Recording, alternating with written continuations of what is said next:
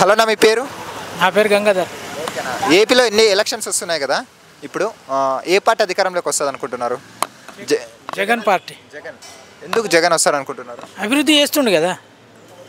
మరి చంద్రబాబు నాయుడు ఆయన చేయలేదనే కదా తిరస్కరించారు.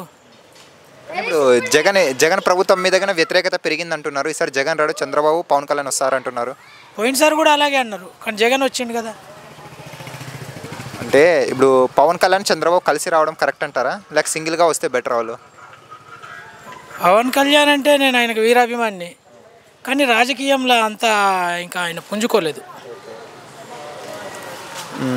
ఒకవేళ చంద్రబాబు నాయుడు గానే విజయం సాధించాడు అనుకోండి, జగన్మోహన్ రెడ్డి గారిని కానీ మరీ జైలుకి పంపించే అవకాశం ఏమైనా ఉందా? అలాంటిది ఏమి ఉండదు. అంటే జగన్మోహన్ రెడ్డి చంద్రబాబు నాయుడు జైలుకి పంపించారంటున్నారు కదా.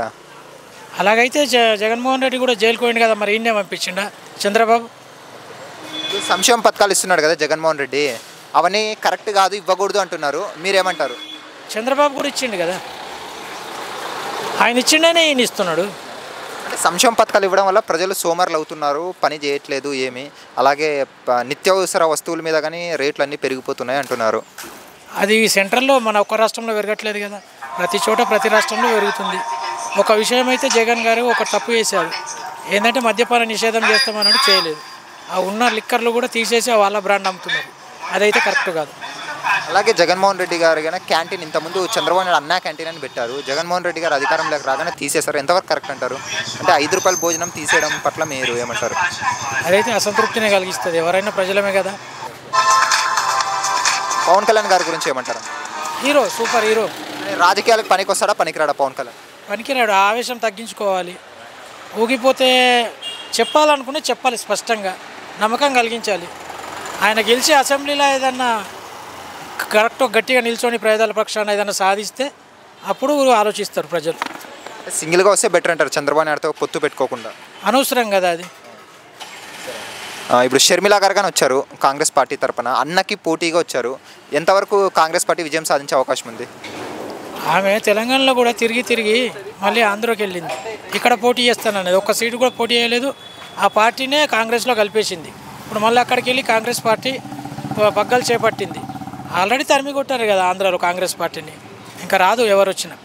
షర్మిల అయితే విజయం సాధించారు? లేదు. పవన్ కళ్యాణ్ గారు ఈసారి గెలిచి ఎమ్మెల్యేగా ఏమన్నా అసెంబ్లీకి వెళ్తారా? వెళ్తాడు, ఈసారి అయితే కంపల్సరీ అసెంబ్లీకి వెళ్తాడు. వెళ్తే అయినా ప్రతిపక్షంలో ఉంటాడు, నాకైతే కంపల్సరీ తెలుసు. ప్రతిపక్ష నాయకుడిగా కరెక్ట్ పాత్ర పోషిస్తే నెక్స్ట్ సీఎం పవన్ కళ్యాణే. కానీ ఈసారి ఒక్క నిమిషం లాస్ట్, జగన్మోహన్ రెడ్డి గారు 175కి 175 గెలుస్తామంటున్నారు. అలా గెలిచడం సాధ్యం అవుతుందా? 175కి 175 120 రావచ్చు నా అంచనా ప్రకారం. మీరే వస్తారు, మళ్ళీ ఇంటర్వ్యూ చేస్తారు నన్ను. 175కి 150 కష్టం రావు 120 వస్తుంది, అధికారంలోకి వస్తాడు Jaganmohan Reddy. Okay, thank you. Hi friends, మా ఫ్యూచర్ టుడే ఛానల్ చూస్తున్నందుకు చాలా థ్యాంక్స్. మరిన్ని లేటెస్ట్ వీడియోస్ కోసం వెంటనే సబ్స్క్రైబ్ చేయండి.